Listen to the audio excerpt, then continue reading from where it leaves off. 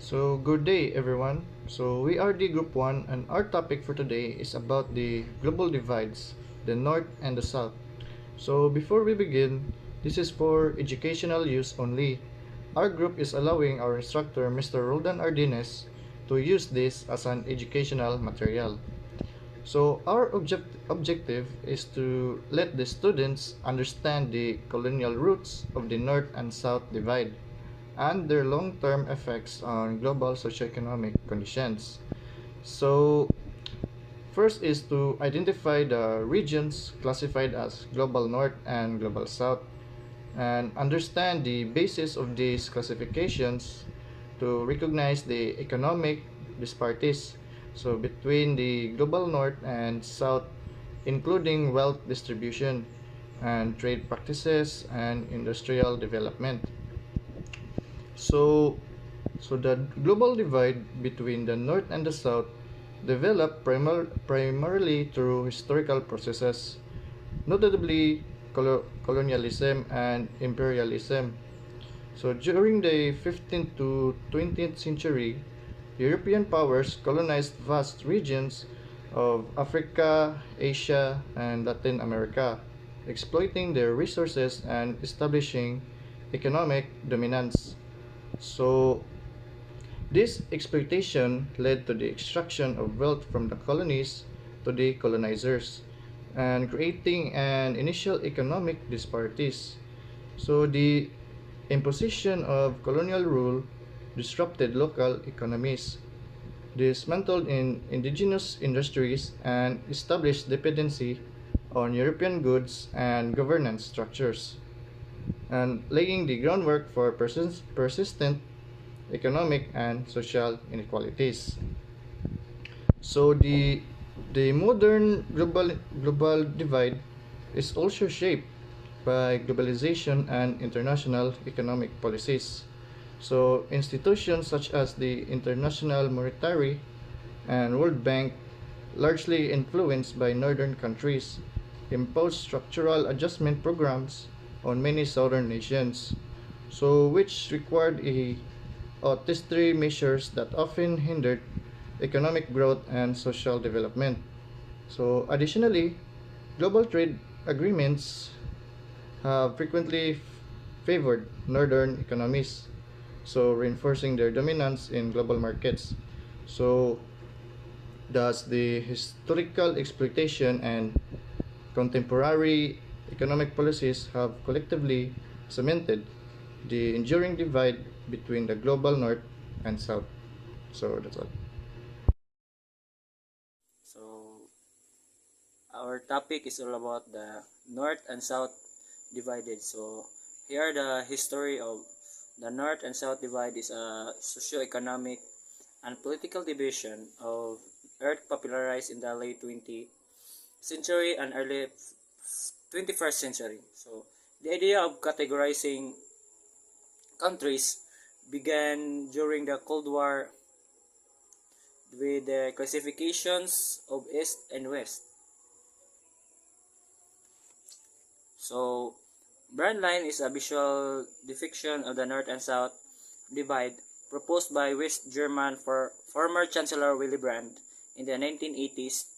It encircles the world latitude of approximately 30th north, passing east-west, climbing north over China, Mongolia, but dipping south as to include Australia and New Zealand and reach north.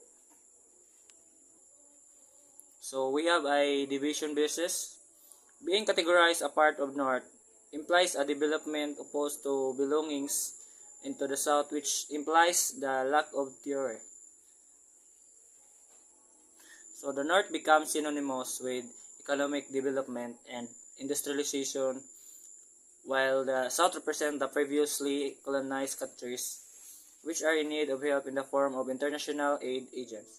So economic development refers to the advancement in the technology, a transition from an economy based largely on agriculture on base one of industry and improvement of living standard.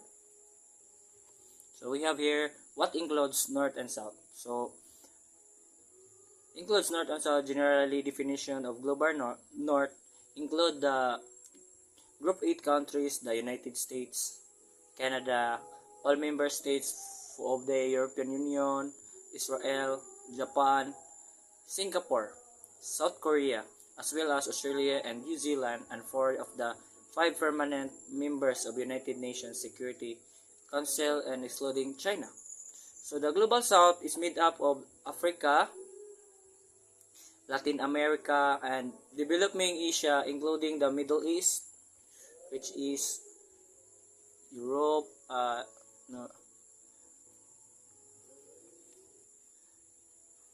and home, and this to the BRIC. So countries like excluding Russia, Brazil, India, and China, which along with Indonesia are the largest southern states. So what are the challenges to North and South divide? So differences is the difference. First is differences. So differences in the political and demographical makeup of countries tend to complicate the idea of monolithic South. Next is globalization. Globalization has also challenged the motion of two distinct economic spheres following the liberalization of post-Mao China initiated in 1978. Regional cooperation between the national economics of Asia has led to the growing and decentralization of the North and the main economic power. Next is recent growth. Bottom of 60 nations, the Global South were thought to be gaining on the North in the terms of income, diversification, and participation in the world market. So what are the future of the North and South divide? So economics, as I have argued, international free trade and unhindered capital flows across could lead to a construction in the North-South divide. As some of the countries in the South experience rapid development, there is evidence that those states are developing high levels of South aid. For example, Bangladesh, Malaysia, and India, and etc. So, move towards equality. The United Nations has also established a role in this diminishing the divide between North and South through the Millennium Development Goals, all of which were achieved by 2050. That's all. Hello everyone, I'm Kadit Saison, and why the global divides the North and the South? So, in the 1920s, the Brent line was developed as a way of showing that how the world was geographically into relatively richer and proper nations according to this model.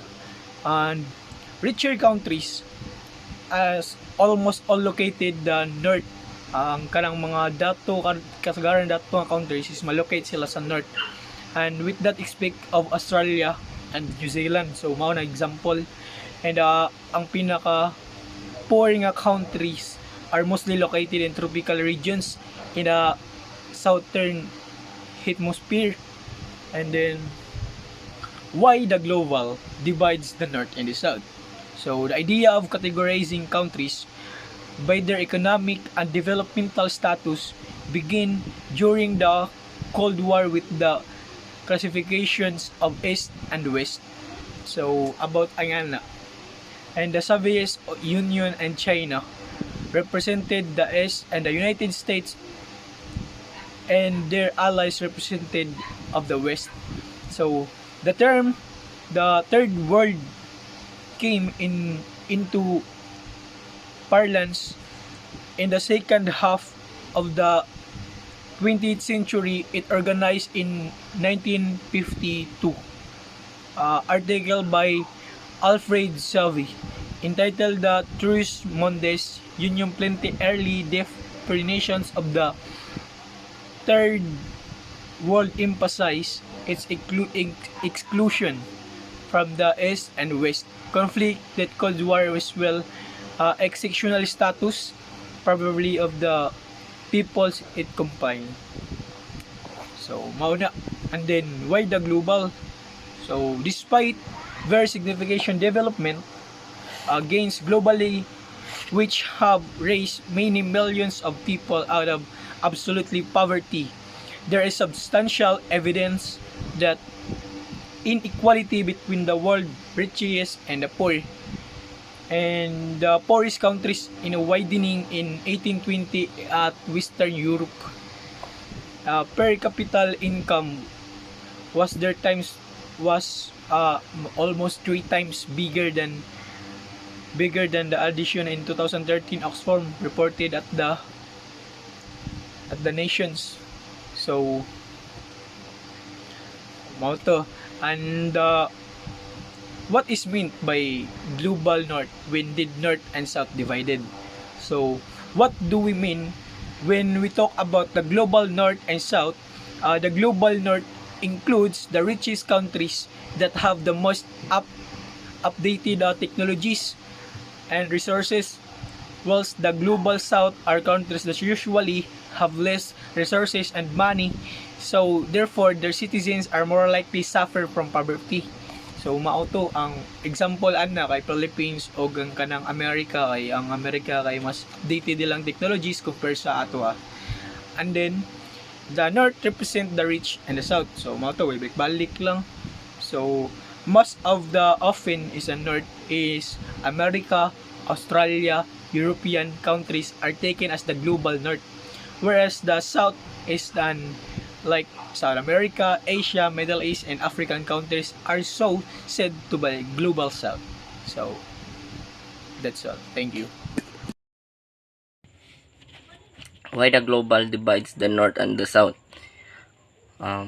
Today, the world is much more complex than the broad line defects, as many foreign countries have experienced significant economic and social development. However, inequality within countries has also been growing, and some commentators now talk of a global north and global south, referring them respectively to richer, poorer countries, which are found both within and between countries. For example, Greece, India is still home to the largest concentration of the poor people in a single nation. It also has a very sizable middle class and very rich elite. Then, there are many causes of this inequality, including the unavailability of natural resources, then different levels of health and education, the nature of a country's economy and its industrial sectors, international trading policies, and access to markets like global trading. Then how countries are governed, an international relationship between countries, conflict within and between countries, and countries there are vulnerability to natural hazard and climate change. That's the purpose from the global divides the north and the south. So good day. The terms third world and global south both refer to regions that are generally characterized by lower levels of economic development compared to industrialized nations. But they have different historical and geopolitical connotations. So, parehas ra silang meaning pero naa sila lahi-lahi na backgrounds. So first, the third world. So this term originated during the Cold War era to describe countries that were not aligned with either the Western Bloc or the First World, or the Eastern Bloc, the Second World. Third world countries were often newly independent former colonies, with economies that were primarily agrarian or resource-based. The term carried with it implications of economic underdevelopment, political instability, and social challenges. So, in the other hand, Global South, the term Global South emerged as a more politically correct and geographically inclusive alternative to Third World. It encompasses countries primarily located in the southern hemisphere, but also includes regions in the northern hemisphere that share similar socio-economic characteristics. The Global South concept acknowledges the historical legacies of colonialism, imperialism, and exploitation that have contributed to the economic disparities between nations. So, in summary, while both terms broadly refer to less economically developed regions of the world, Third World has Cold War era connotations and is more associated with political alignment. So while Global South is a more contemporary and inclusive term that emphasizes shared experiences and economic and social challenges across various regions. So good day. The terms Third World and Global South both refer to the regions that are generally characterized by lower levels of economic development compared to industrialized nations, but they have different historical and geopolitical connotations. So, lahi silang meanings, but lahi ang ilang backgrounds. So first, Third World. This term originated during the Cold War era to describe countries that were not aligned with either the Western Bloc or the First World or the Eastern Bloc, the Second World. Third World countries were often newly independent former colonies with economies that were primarily agrarian or resource-based. This term carried with it implications of economic underdevelopment, political instability, and social challenges. So the second one is Global South. So the term Global South emerged as a more politically correct and geographically inclusive alternative to Third World. It encompasses countries primarily located in the southern hemisphere, but also includes regions in the northern hemisphere that share similar socio-economic characteristics. The Global South concept acknowledges the historical legacies of colonialism, imperialism, and exploitation that have contributed to the economic disparities between nations. So, in summary, while both terms broadly refer to less economic developed regions of the world, Third World has a Cold War era connotation and is more associated with political alignment, while Global South is a more contemporary and inclusive term that emphasizes shared experience of economic and social challenges across various regions. So, both terms are used to describe countries facing similar socio-economic challenges. Third world carries historical baggage and oversimplification, whereas Global South is a more inclusive and nuanced term that acknowledges the diverse experiences and identities of countries in the southern hemisphere. Cortez, and my topic was all about what is the difference between Third World and Global South. So the term Third World originated during the Cold War and was used to describe countries that did not align with either NATO or Communist bloc. So it's now considered outdated and can be seen as pejorative. So the South Global is not a widely recognized term. However, we may interpret it as referring to countries in the southern hemisphere. These could include both developed and developing nations. For example, Australia and New Zealand are in the south hemisphere but are economically developed. In contrast,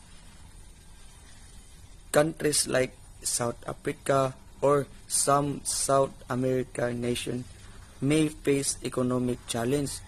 So, it's crucial to use more current and respectful terms like developing or low income. So, countries, when discussing global disparities, to avoid negative connotation associated with the term third world. So, Good day everyone. My topic is about Global South versus Third World. So, Global South, the first is economic focus. It's a term that primarily focuses on economic disparities and development challenges. It refers to countries primarily located in the southern hemisphere that tend to have lower levels of economic development, limited access resources, and face various development issues. So for the third world, first is a historical context.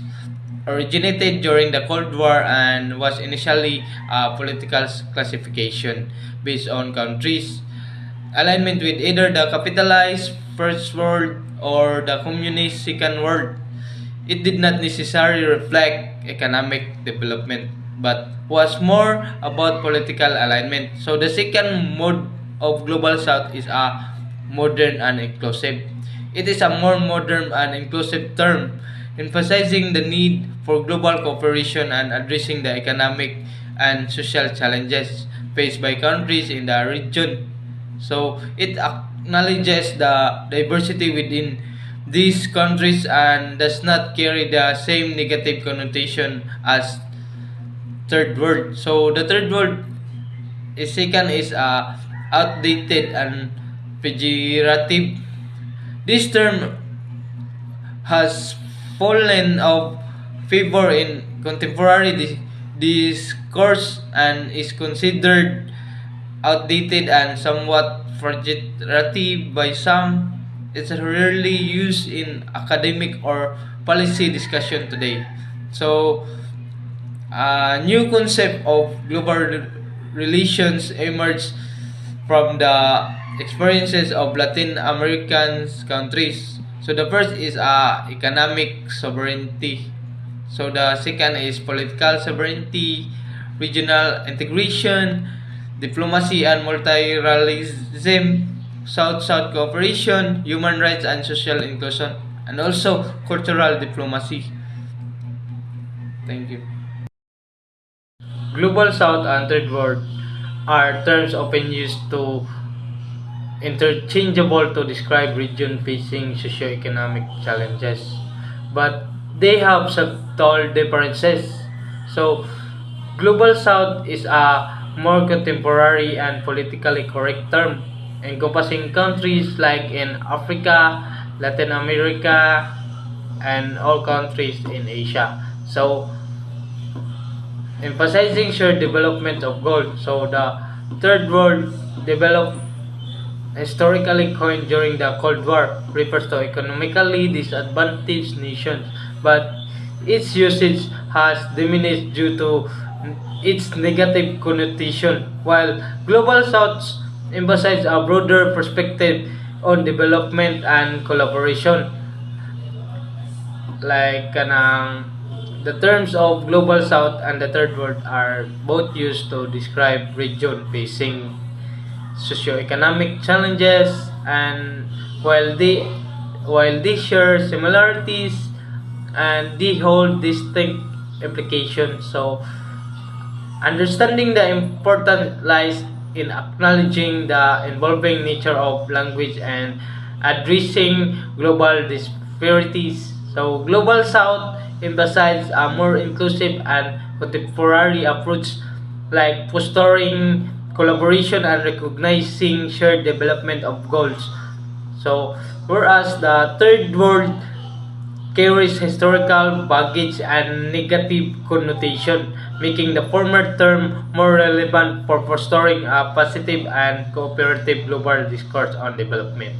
So, an example of global south and the third world is the way we refer to countries like India, will historically labeled as part of the third world. So the term of global south now better captures its growing economic influence, technological advancement, and collaborative efforts in addressing global challenges. So this shift reflects a more nuanced and forward-looking perspective on development and international relations. So, will the global south and the third world kana historical use are interchangeable but with subtle distinction. So the global south is refers to economically and socially disadvantaged regions and often located in Africa, Latin America, and parts of the Asia. And it emphasized the geopolitical and economic disparities between more developed northern hemisphere countries and less developed southern hemisphere countries. So on the other hand, third world originally denoted countries aligned with either NATO, first world of the communist bloc. So second world during the Cold War. Over time, it has evolved to describe economically disadvantaged nation. While the terms share similarities, Global South is a more contemporary and inclusive expression and emphasizes global economic inequality without the Cold War era connotation and associated with Third World. New conception of global relations emerged from the experiences of Latin American countries. There are 6 Latin American countries, which is economic sovereignty, political sovereignty, regional integration, diplomacy and materialism, South-to-South cooperation, human rights, and social inclusion. First is economic sovereignty. Economic sovereignty is a Latin American countries having faced economic exploitation and dependency have pushed for greater economic sovereignty. They have sought control over their natural resources and economic policies, often through nationalizations and resource management. Next is political sovereignty. Political sovereignty is experiences of political interface and intervention have led Latin American nations to emphasize political sovereignty. They advocate for non-interface in their internal affairs and promote the principle of self-determination and autonomy. Next is regional integration. Regional integration is a Latin American countries have pursued regional integration initiative like Mercosur and the Pacific Alliance. This effort signify a shift towards collective bargaining and regional cooperation to global relation. Next is diplomacy and multilateralism. Multilateralism is a Latin countries have actively engaged in diplomacy and embraced multilateralism. They have been involved in international organizations such as the UN and the OAS and have advocated for reforms to make this institution more inclusive and responsive to developing countries' needs. Next is South-to-South Cooperation. South-to-South Cooperation is a Latin American nations have looked to other countries in the global South for cooperation. This shift reflects a desire to build alliance with nations facing similar development challenges and to reduce dependency on traditional global powers. Next is human rights and social inclusion. Human rights and social inclusion in Latin American countries have increasingly prioritized human rights and social inclusion in their foreign policy agendas. They advocate for gender equality, indigenous rights, and environment protection on the global stage.